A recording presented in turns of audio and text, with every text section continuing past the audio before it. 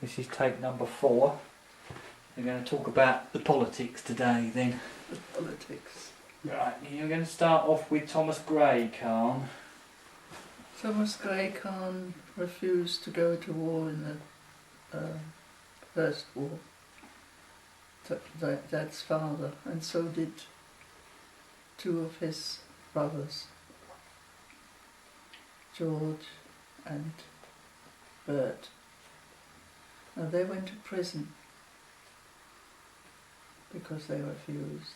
They were lucky not to be shot. Yeah.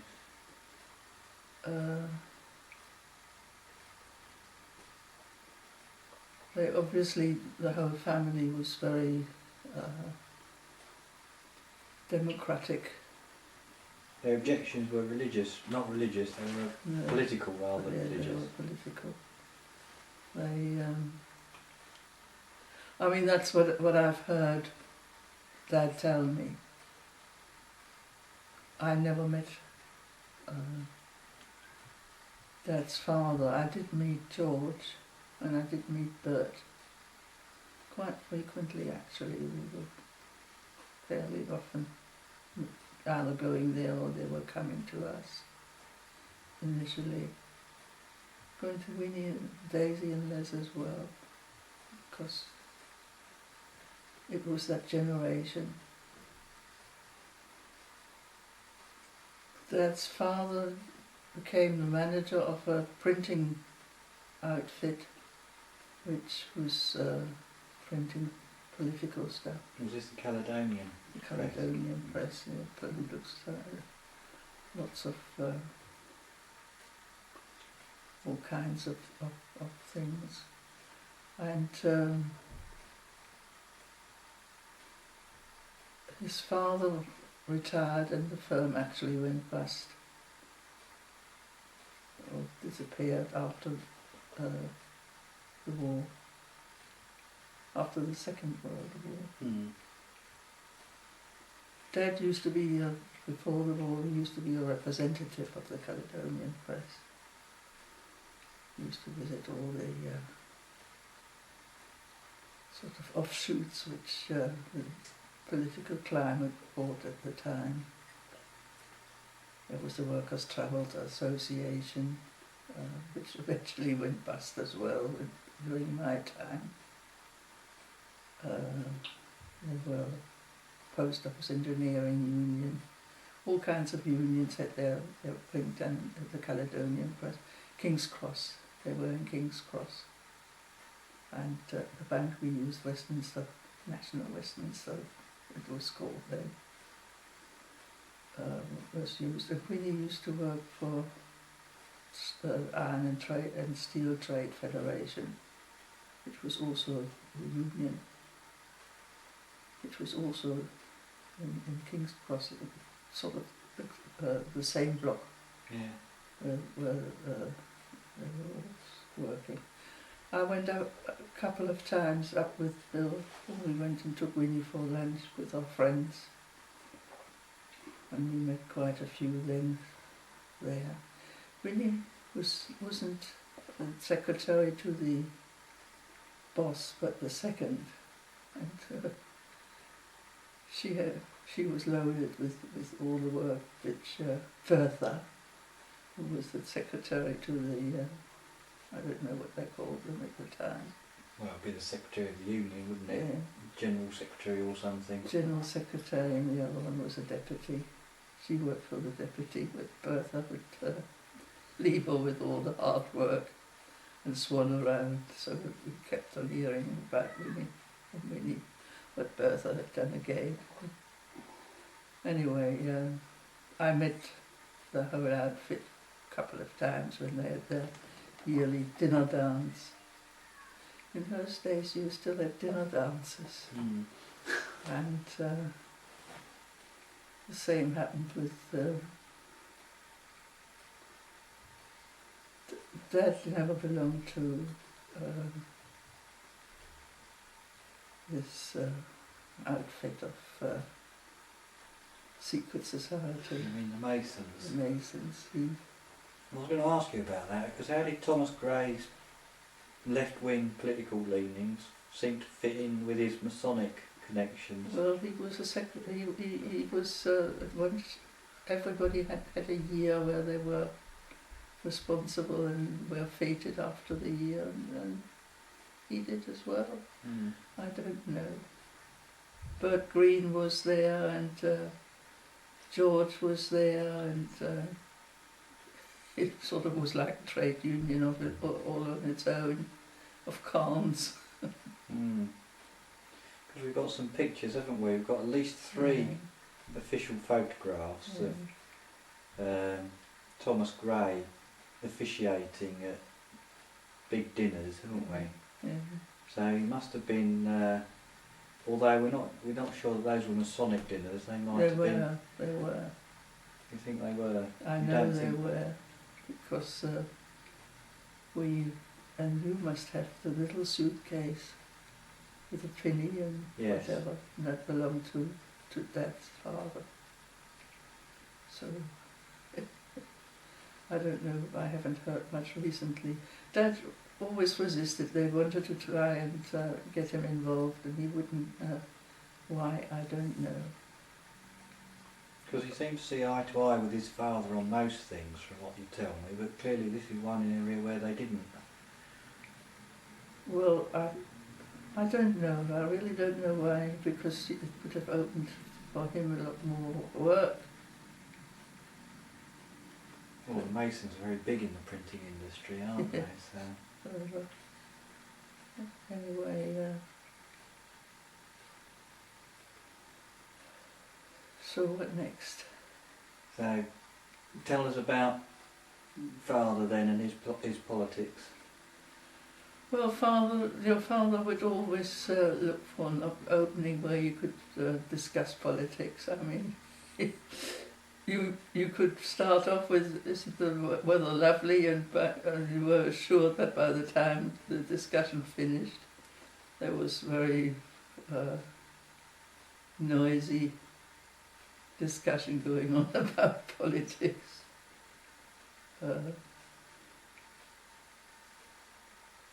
There was a great deal of upheaval in general in Britain at the time. The Tories were mostly in power, and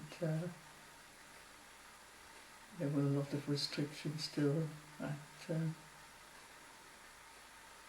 In general, Dad didn't agree with a lot of things. I've mentioned it before, but I know that at one stage Dad became a councillor in Northampton while he was still living in Northampton, but I never actually got to the bottom of this, whether he terminated it because he went to London most of the time, and then of course we moved into London. But he had a nibble at it, let's say. And, well, he didn't like what he had, or what, I really don't know, but it's interesting that he had a dabble to find out what it was all about. What did he think of Geoffrey Carn Green? Because he was the leader of Brentwood Council, wasn't he? Yeah, well, it was... But Geoffrey was a Conservative. Yeah, they didn't tell politics when they met. They I mean, we went a couple of times, we went to tea there, and we also went to one of the weddings when one of the daughters, or the daughter, got married. The whole Carn and Green clan was there. And again, when Bert was 80, and we had the family celebrate in the Connaught Rooms in London. I think they most probably avoided one another. Nevertheless, he went to get some support with one or two things. Well, he used Geoffrey Carn as a solicitor, didn't he? Yes, we went there a couple of times. He used them for making a will And the infamous deeds on the old house. oh God, yes. never been found just yet. God knows where they went. And one or two other things which disappeared because there was a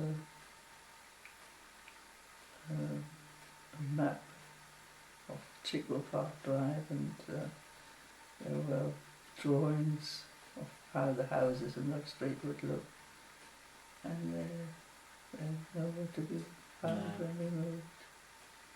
So how they disappeared, I don't know why.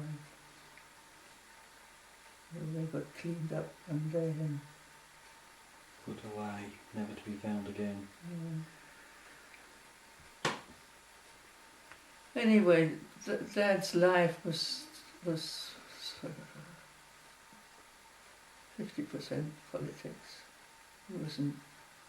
His digestion didn't work if he couldn't involve himself or argue or talk about politics. It always went on so bad at times that he put people off for a while. He had a row with Daisy and Les because they weren't behaving as his father would have expected them to behave. They were becoming Tories rather than socialists. Les came from a background of Tories anyway. His father was very much a Tory. So I expect sparks flew long before I came onto the scene every now and again. But once he went too far and they left us for quite a while, until the we were born. Must have been about a year. We didn't see much of them, which was a pity because Daisy was very much involved with carving. She taught Kine an awful lot of things. She used to often come, take her to the park when she was about from the age of 2.5, 3. Could Daisy drive? No, she learned to drive, and she was very proud once or twice. She used to drive from St John's Road to Chigwell Park Drive, but she used the bike. And of course there was public transport. Right, so she used to take Cara in on the bus, did she, to the park? Yeah. Went the train. Was the underground, went as far as Chigwell, and they used to go to... Because Daisy didn't work. Daisy didn't work. She was a proper housewife. She had her tennis club, and I don't know what else she did, but she always had a day she kept for carving.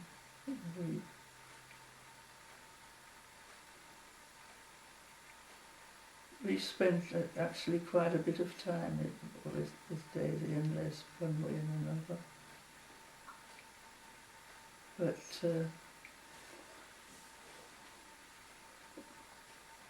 then Daisy died, just about after. Now, I have a recollection of Daisy having a headache on Carlene's birthday, and she was having you on her lap and bouncing about because we had an entertainer. But she was complaining about headaches then. Mm. And she died, you were just coming up to a year, just about walking. And that must have shaken everyone quite a lot, Dad and Winnie. well, the point was she used to put her feet into hot and boiling water to draw away the pain from the head. I mean, you know, how crazy can you get? But the GP didn't start doing something about it till it was too late. Well, she didn't go to the hospital to the doctor? She didn't go.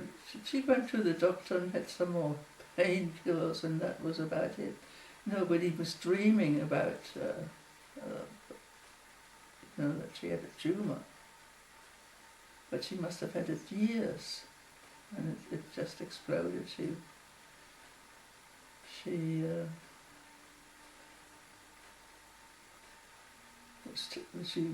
passed out or something, and they got her into hospital. but that was in Haywards Heath. And then they'd moved to Haywards Heath Where is Haywards Heath? on the south coast, near Hastings somewhere, I think. Right. Sussex. Yeah. They operated on her, but she never really recognised us again. She didn't live long after that. Which was a shame because she was relatively young. Mm.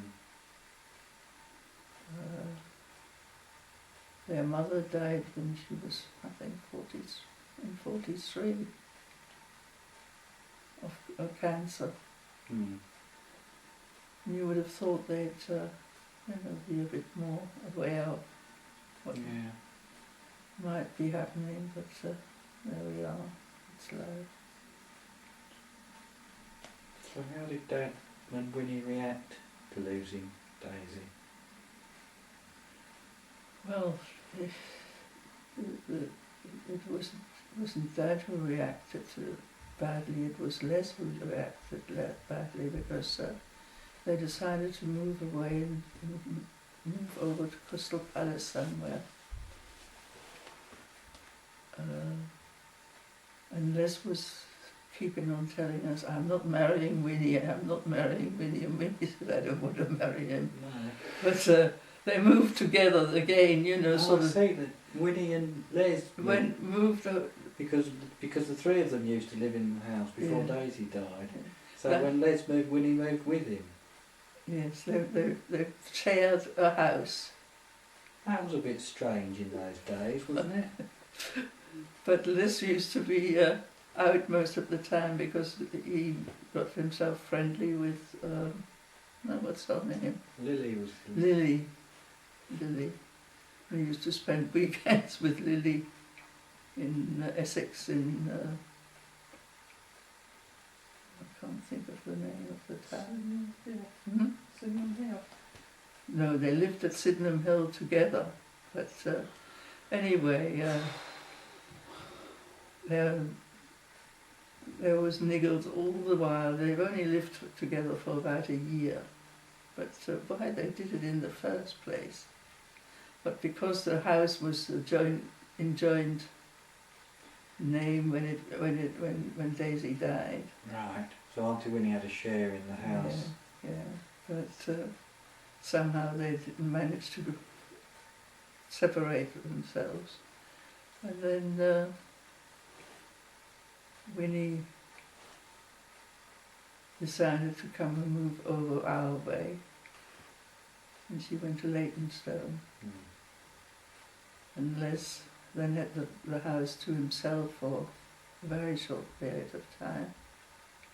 And then he married Lily. Out of the blue, we never thought it would happen. But I mean, there was grief there, but there needn't have been grief if they've only sort of been honest with one another initially. And I suppose in a way... What, you mean between Les and Winnie, I suppose they needed one another. Mm. But there was never anything romantic between them. No, there never was. Winnie had a boyfriend. She had Ken. Yeah. There was never any...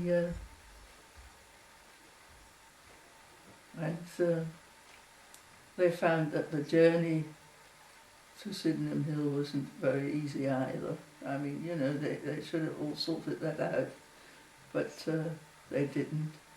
So there was a lot of sad situations there until they separated themselves and Winnie moved and Les and Lily moved to London-Sea. Holland-on-Sea. Holland-on-Sea. I happened to get to Holland-on-Sea because I worked for Leytonstone House, and there was a bungalow there for holidays, and I used to take people down there for a holiday, and Lily would be going to a funeral again because they'd taken the bowling club under their wing, and there were nothing but old people living down there. Every time we saw them, they'd been to another funeral, which I think must have been not very happy, you know, to choose. And I mean, they weren't near the sea either. They had quite a hill to climb to get up to where the sea was. It wasn't Holland on Sea. It was called something different. No, Karen shakes her head, so she must be right. But eventually Les died, and Lily went to move to her sister in Scotland somewhere, so we lost touch with the whole of that sort of group of people. Les had a brother, an elder brother, and Les and his brother didn't get on either, for some reason or other. So I was the outsider in a way. I sort of observed all this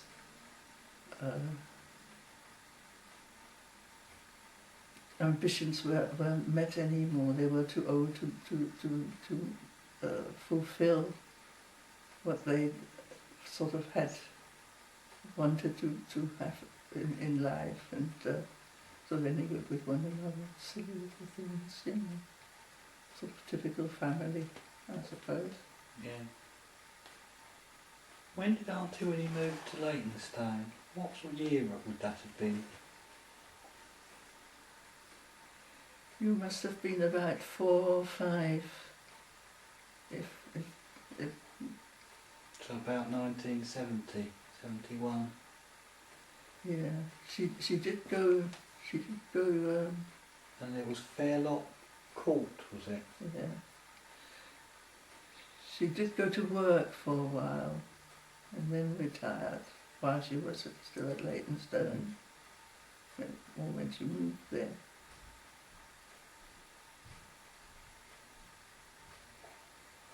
Her birthday, or 60th birthday, we celebrated in Chigwell. But I can't. Her 80th she had in hospital. Is it her 80th, the last one? She had in hospital because she broke a leg or something, her ankle. Oh, Winnie, yes, well, Winnie was a bit heavy. And she often tripped and fell, and one of the stories she told us was that she came with crutches, turned up with crutches. She'd gone to Wanstead Hospital, got off the bus, and there was sort of like a footpath, and then there was a step, and then it went onto the curb, and she missed that. So she went into hospital, came out with crutches. She walked there, and then she turned up outside our doorstep and couldn't get in for love or money, because with crutches going the steps up, and Winnie wasn't light. She wasn't a lightweight. So I don't know how we managed to get her in. She had too big a crutches, that's what she told me. Oh, right. They gave her these crutches, and then somebody said to her afterwards, oh, didn't they measure you for them or something? So she said no. Anyway, Winnie then spent an awful lot of time with us. Winnie must have retired after Dad died. Yeah. He died in 1980. Yeah. As I said, Winnie spent a lot of time with us then.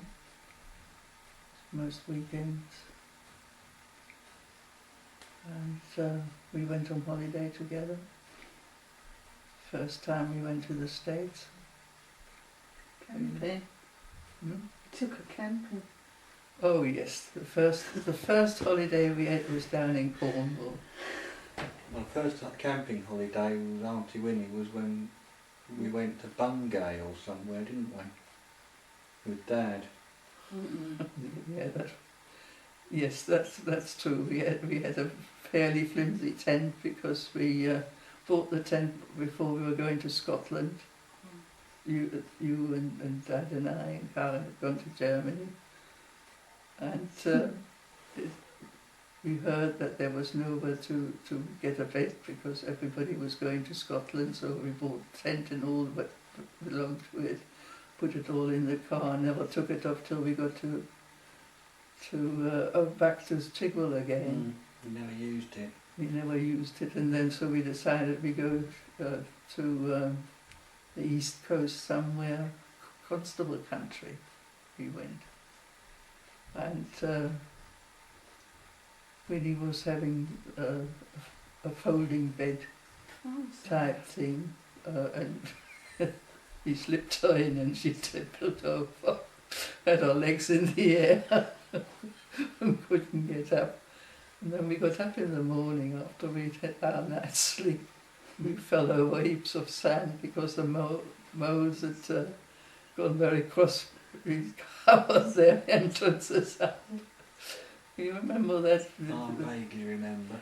I thought that was in Cornwall, because I was with No, you. that wasn't in Cornwall. We didn't have moles in Cornwall. We had them in, I don't know, some camping place there. You know, Auntie, when you used to go on holiday before, I mean, there's pictures, aren't there? Black and white pictures from before I was born, of various holidays. Yeah, but not with us. She used to go with Lily and some other friends who used to go. They went to Italy, all kinds of places. Oh, right, the pictures that I'm thinking of, sort of day trips then. There seem to be a lot of pictures of pre-me pictures of sort of on the coast, Southend or Dorset or places like that. And Winnie seems to be in Swanage, we were going to go to Swanage, and that's when Dad had his first heart attack. And we had to stay behind, and Winnie and Ken and the father, and I went. you went, and Stella, and Tony. our boyfriend, Tony. and That was a people joke. from Who was Stella, for the benefit of the camera? Lady over the road to us. Number 16. Stella was the wife of a printer who lived opposite, and she lost her husband. In fact, he killed himself for some reason or other. In the garage, wasn't it? Yeah, and we didn't realise he did. He didn't die then, but he died soon afterwards. Bloke next door, living next door, and I, we were looking at one another because the steam was coming out of the garage, but it never occurred to us what he was doing, and then Stella came and got him out. But he did die eventually. Hadn't heard too much damage.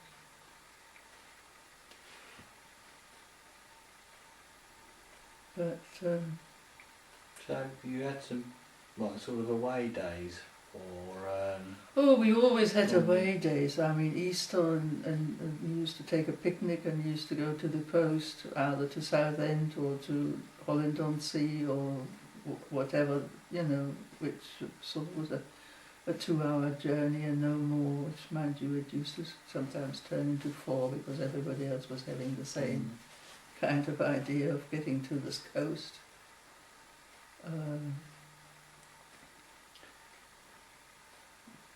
That in fact was we did a lot of things, even if it was going to Hainault Forest, take a picnic there. We used to walk in and have a picnic. We had Fritzy. Fritzy used to wee on the basket. And on Auntie Winnie's handbag. Or was it yours? No, not on mine. Fritzy was a... Or a 3-legged dog. Yes, we called him a 2-legged dog sometimes. 3. because he used to not miss any tree or plant he could water. It's only half a tail, but it was a cheeky little dachshund. He needed a home. He wasn't a pup on bed and he needed a home. Why did he need a home? Because the owners couldn't keep him anymore, and by then Mitzi had died. So we had Fritzy instead.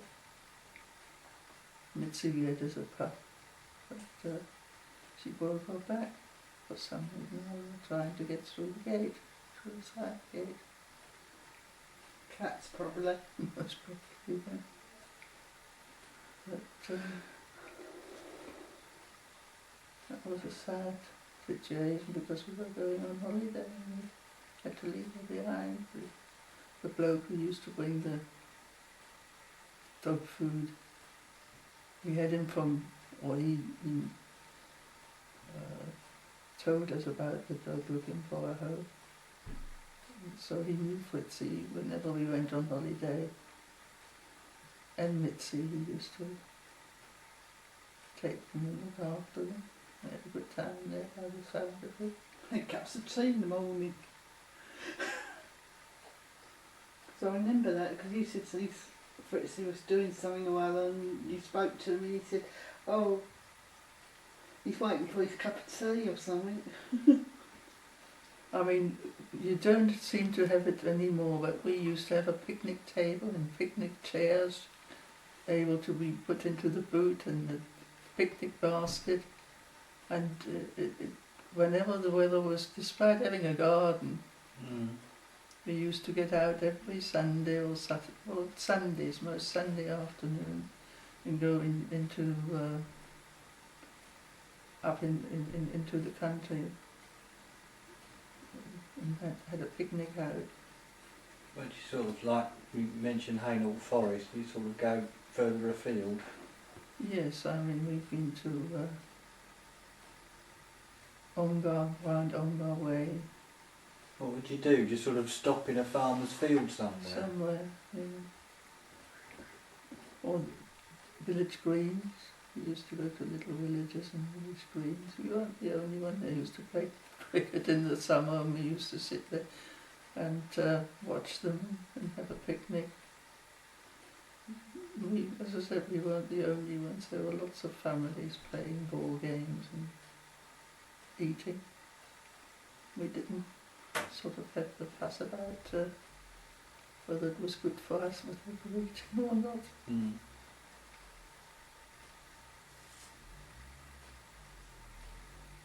Well, and then, as I said, we went on holiday every year.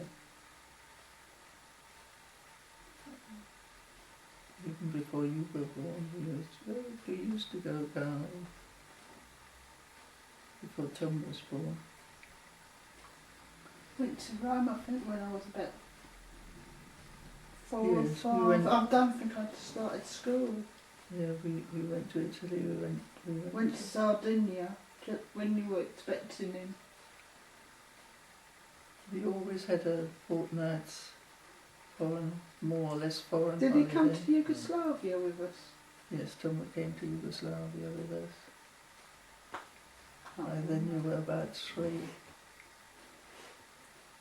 You remember the clear water because you often used to say one holiday I can remember is the one where they had those cucumbers in the clear water. You used to be fascinated by it and catch them. No? No, I can't. Cucumbers? They looked like You mean cucumbers. sea cucumbers? Sea you mean cucumbers. fish, not real No, cucumbers? sea No. cucumbers. I can remember bits and pieces from Yugoslavia. But what about the holidays before I was there? About the went ones... to Banstead. Well, we went a couple of times to East Germany.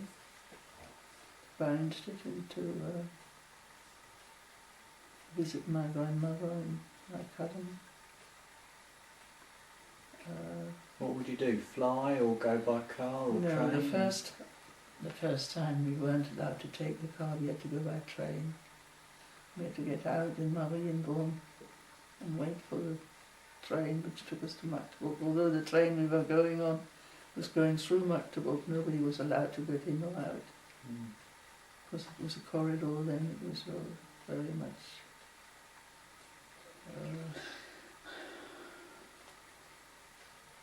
Went to France. Did we go to France? I mean, when we went to East Germany, not only the first time but the second time as well, it was an ideal situation as far as Dad was concerned, because all he was dreaming about how a country should deal with its people and the politics of it, communism, he liked very much. He actually believed the propaganda. Surely if he, well, I don't know, did he speak to people who told him it was different in real life? But Horst was communist and he was a party member. Gary was they didn't know any better because they were kids when the war finished and they didn't know any better than the propaganda they were fed. That's, I mean, even now they're saying life was easier through... But it was these Germans who knocked down the wall. Yes, because of the Golden West being too tempting. But it wasn't too tempting for Horst and Gertie when you used to visit in the 1950s and 60s. No, they had work. They had plenty of work. There was comradeship. It was a completely different kind of attitude towards life. And although they grumbled because they had to queue for this and they never had any bananas and never had any oranges, but they were very much helping one another. And I mean, they're saying today, even today, we just came back again because we had a better life. We had a secure life. We didn't have to worry whether we were out on the street because we couldn't pay anymore. And sort of quite contrary situation now because a lot of youngsters don't get to learn a trade or get trained and are dissatisfied with life. They feel very much... You used to get me is when you used to take us, you said, because you took me after Tom got married, and you said to me, the first thing we've got to do is go to the police and get a visa out, and by then the visa had stopped. Yes, but, well, that used to get me, and then you said to me, oh, we're too late or something, because you didn't know. And we went the next morning or whatever and got told off. Horst took a great risk in inviting us Westerns to his home. But because we were British, it was excused. Well, wouldn't that in itself have sort of indicated to people like Father that things weren't as rosy in the East German garden as he was being told? Yes, but you see, they had a very good excuse. The West was draining all the goods which were available with their West money, and I mean, there were shops where only people who came from the West were allowed to shop, but not the Eastern. And there was a book or some coffee or some chocolate or some whatever, which was not produced within the country. They didn't get it. It was a very confusing time. There were many good things, but many bad things. And of course, the personal safety was, they rather stuck to the personal safety than rocking the boat.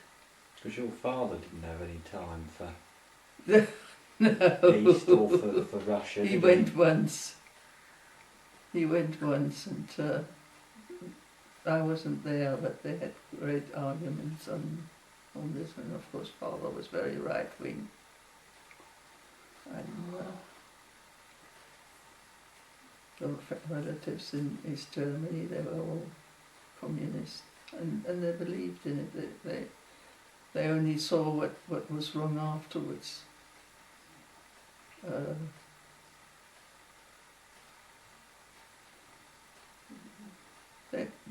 East Germany, the DDR, as they were called, went bankrupt because they were paying for the war to the Russians. And what else they had? They went into West Germany on the cheap side. I mean, when one West German mark was worth 6 marks and something East at one stage. There's something very wrong there. And I've been told they had to shut the gates, otherwise they would have been bankrupt much earlier, because all the goods went out cheaply, and they couldn't exist. But their social programs were first class. The children were looked after, the children were trained, the children were given all kinds of things to stay with their parents if they could. Everybody was well, everybody got looked after well, physically. But if you disagreed with any of it, then you better looked over your shoulder. And then of course there was Hannelore, who worked for the government, and we went to one wedding and she didn't want to meet me because she might have lost her pension if she had got in touch with me at all. So we were sitting one there and one here in the registry office, and she never talked to me. That can't be right though, can it? A system that produces that kind of paranoia can't be right. But the joke of it was that Hannelore was one of the few who was let out of East Germany, because she was partly in charge of foreign money, and she'd gone to Hanover and bumped into Father. Of all the stupid things, Father's in town, Hannelore is in town in Hanover.